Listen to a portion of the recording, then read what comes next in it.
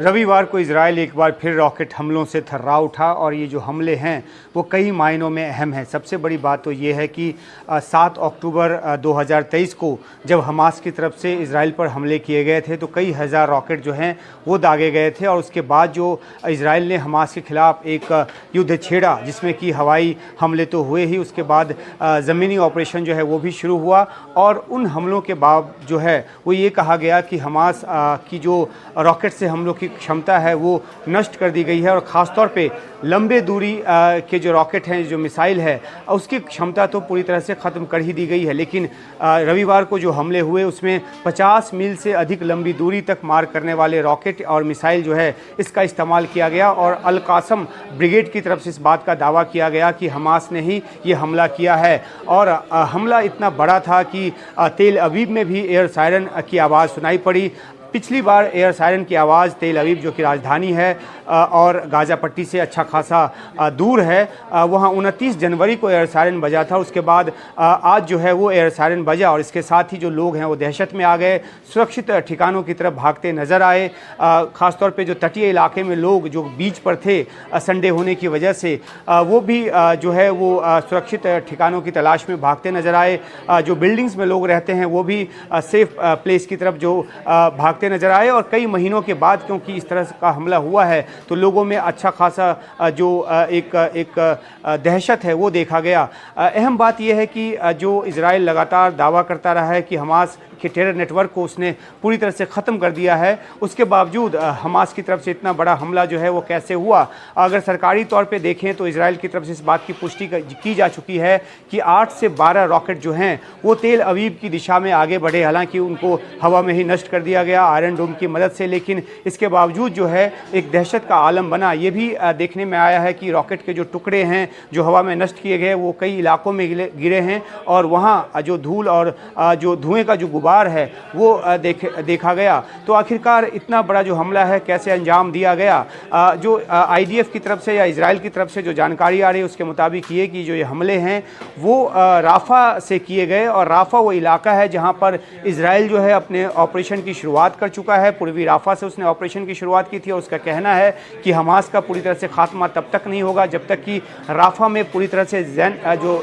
ज़मीनी सैन्य अभियान जो है वो नहीं चलाया जाएगा। और इसी आधार पे वो वहाँ पे ऑपरेशन की शुरुआत जो है वो कर चुका है। हालांकि अमेरिका जैसा देश जो कि इजराइल के साथ खड़ा है आतंकवाद के मुद्दे पर, जो उसको हथियार और बाकी चीज़ों की सप्लाई कर रहा है, उस तक ने मना किया। लेकिन उसके बावजूद जो है पीएम नेतन्याहू जो इजराइल के पीएम हैं उन्होंने साफ तौर पे कहा है कि हमास के खात्मे के लिए राफा में जो ऑपरेशन है वो ज़रूरी है। तो ये जो हमला किया गया जिसको लेकर कहा गया है कि ये राफा से हमला किया गया, तो ये एक और आधार देगा इजराइल को इस बात को लेकर कि वो राफा में अपने ज़मीनी ऑपरेशन को अपने ढंग से आगे बढ़ा सके। पूर्वी राफा में उसने ऑपरेशन की बात की थी, जो सूचना आधारित और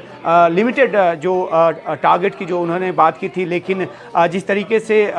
रॉकेट का बड़ा हमला वहाँ से हुआ है तो जाहिर सी बात है वो अपने एम्बिट को और ज़्यादा बड़ा करेगा। 13 लाख के आसपास, 13 से 15 लाख के आसपास जो राफा में लोग थे उसमें से ये कहा जा रहा है कि 7 से 8 लाख लोग वहाँ से पलायन कर चुके हैं, क्योंकि इजराइल ने पूर्वी राफा खाली करने को कहा था। लेकिन सिर्फ पूर्वी राफा नहीं बल्कि राफा के अलग अलग हिस्सों से भी जो लोग हैं वो निकल कर गए हैं। अल मवासी जैसे इलाके में गए हैं, खान यूनिस जैसे इलाके में गए हैं, जिस इलाके को इजराइल ने सेफ जोन बताया हुआ है। ये अलग बात है कि एक बार फिर से उनको विस्थापन का दर्द झेलना पड़ रहा है लाखों फ़िलिस्तीनियों को, लेकिन अपनी जान की परवाह करते हुए वो उन इलाकों में गए हैं जहां पर किसी तरह की कोई व्यवस्था नहीं है। वहां पे खेती की ज़मीन है। अल-मवासी के इलाके की बात करें तो हालांकि 40,000 के आसपास टेंट लगाने की बात जो है इजराइल की तरफ से की गई, लेकिन वो नाकाफ़ी है और वो ज़मीन पर जो है उस तरह से नज़र नहीं आ रहा जिस तरीके से इतनी बड़ी आबादी को वहाँ पर रहने के लिए और अपनी जो दिनचर्या की ज़रूरत है वो पूरा करने के लिए उनको चीज़ों की ज़रूरत होगी। राहत सामग्री की कमी वहाँ पे लगातार कही जाती रही है और जब राफा चेक पोस्ट पर इजराइल का कब्ज़ा हो गया तो उसके बाद से वहाँ से राहत सामग्री का जो अंदर पहुँचना जो है और ज़्यादा मुश्किल हो गया। हालांकि तमाम निगरानी के बावजूद तमाम निगरानी के बाद इजराइल का ये दावा है कि राहत सामग्री को अंदर जाने दे रहा है। तो एक अहम बात यह है कि आज का जो ये हमला है, उस हमले के बाद इजराइल का रिटेलिएशन क्या होगा। जाहिर सी बात है वो राफा पर हमला करेगा। एक जानकारी ये भी आई निकलकर, हमास की तरफ से ये दावा किया गया कि उसने कई इजरायली सैनिकों को जवालिया कैंप में ऑपरेशन के दौरान इस बात के लिए लुभाया कि एक टनल के अंदर आकर वो ऑपरेशन करें, और जब वो ऑपरेशन करने गए तो वहाँ पे कई जो इजरायली सैनिक हैं वो मारे गए, कईयों को ज़ख्मी किया गया और कुछ को बंधक बना लिया है। ये दावा जो है वो हमास की तरफ से किया गया। हालांकि आईडीएफ ने इस बात से सिरे से इनकार किया है कि किसी भी तरह से कोई उनका सैनिक जो है वो बंधक बनाया गया है आजकल में। तो ये जो दावा है वो हमास की तरफ से किया गया। तो इससे भी एक बात निकलकर सामने आई कि आखिरकार हमास इस तरह के दावे क्यों कर रहा है, जो इजराइल को और ज़्यादा हमले करने के लिए या और ज़्यादा तेज़ ऑपरेशन करने के लिए उकसावा देगा या उनको इस बात का आधार देगा। तो एक तरफ रॉकेट का हमला, दूसरी तरफ ये दावा कि इजराइल के सैनिकों को बंधक बनाया हुआ है। तो ये तमाम बातें और इशारा करती है कि हमास जो है अपनी ताकत बचाकर उसने अब भी रखा हुआ है, और चाहे वो प्रोपेगेंडा के तौर पे इस बात को कहे कि बंधक उसने नए इजरायली सैनिकों को बंधक बनाया है, या फिर इस बात का दावा करे कि उसने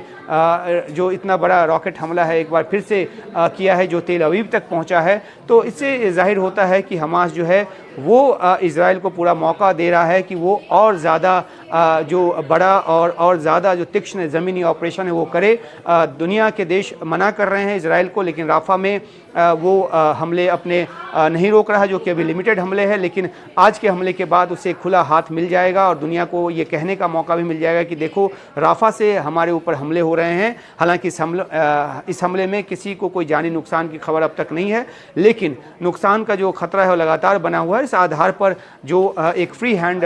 जो इजराइल को मिल जाएगा राफा के भीतर ऑपरेशन करने के लिए, तो आज का जो हमला जिसमें कि 8 से 12 रॉकेट तेल अवीव की तरफ आए, ये भी कहा जा रहा है कि कुल 60 के आसपास रॉकेट जो हैं वो दागे गए, और ये लंबी दूरी के रॉकेट थे, 50 मील से ज़्यादा दूरी तय करने वाले रॉकेट थे। तो इस हमले के साथ जो है वो इजराइल का जो एक दावा है कि हमास अब भी पूरी तरह से ख़त्म नहीं हुआ है और राफा के इलाके से ऑपरेट कर रहा है, उसके इस दावे को बल मिलेगा और उसे राफा में ऑपरेशन करने का एक जो बहाना है वो मिलेगा। और जाहिर सी बात है कि सबकी जद में जो है